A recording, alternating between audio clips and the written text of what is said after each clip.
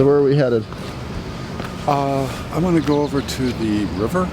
Okay. And we'll go down right to the water.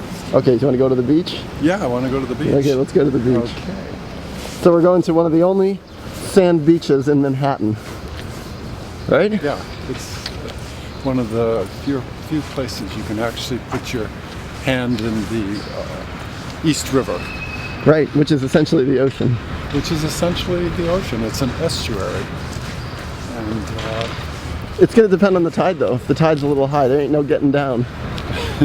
we'll take our chances, just like real life. But you can only imagine how beautiful this used to be.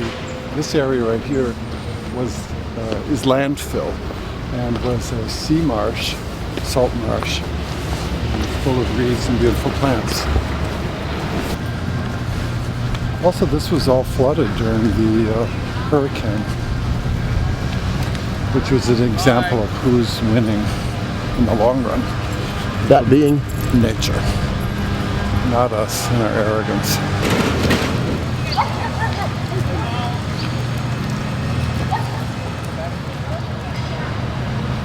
So what have we here?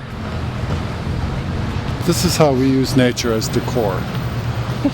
Nature as decor. Yes.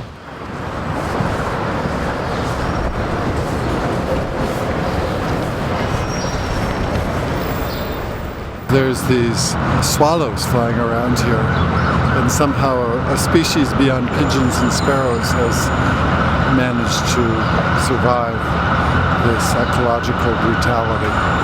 So seeing a more nuanced species that's not just generic always gives me hope. There goes one now.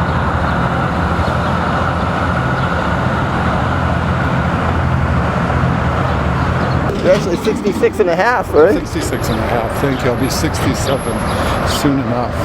And I'm glad I can still be functioning and be growing and exploring life's odyssey and raising my own consciousness, and I hope to actually raise the consciousness of the world so that we don't just continue engaging in this mass suicide. I think of people who commit suicide can't deal with their inner world, and why would we engage in mass suicide? Because as a species, you mean? As a species, yes, because we are terrified of looking inside ourselves. Essentially because we will see that our parents and our ancestors have hurt us, and this is very painful for anyone to witness and admit and grieve. But if we don't, we will engage in collective suicide. And as we sit comfortably watching TV, as the world collapses around us economically and ecologically, one day we'll wake up, it's like, oh my God, we're in a huge catastrophe. There's no water, there's no food, but there is Channel 5. I'm sorry to joke, but it's just it's so far gone in some ways. I think it's why a lot of people can't look at it. They're so far gone in their own lives. They've had children they've destroyed. They can't admit it. Their children are having children. And it's like collective insanity. But some of us stayed single, didn't have children, and dare to be honest. And there's always someone who's a truth teller in the world. I'm part of that collective of truth tellers, people who, for whatever reason, were born with the greater capacity to be honest.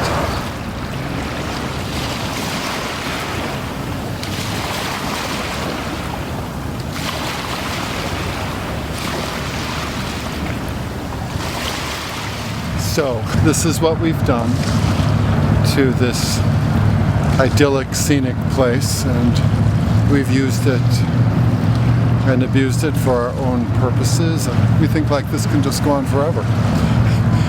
But the fact is, the Earth is limited not only in its resources, but in its ability to absorb our pollution. And our external pollution mirrors the pollution that we deny within ourselves, which is this collective ancestral and parental trauma. So Over there we've built more high-rises just to pack more people into Queens. Great view of Manhattan. I mean, human engineering is spectacular. It's just when it's linked to a rapacious, wounded inner child and not a conscious being, a conscious adult and a conscious species, it becomes very destructive. So it's really not an ecological crisis, but a moral crisis and a crisis of conscience, that a conscious species would engage in its own annihilation. It's hard to fathom. So I use myself as an example of maintaining my consciousness in the midst of this very challenging city. And now I'm a voice for truth in this place. But I just feel consciousness and truth and evolution and nature is stronger than our limited humanity. We're so anthropocentric that we think the way we rule and the way we destroy has more power than nature, and I disagree. And I don't know, I can't say how this mass distinction will end, but I know nature will go on, and my hypothesis is that some of us will continue.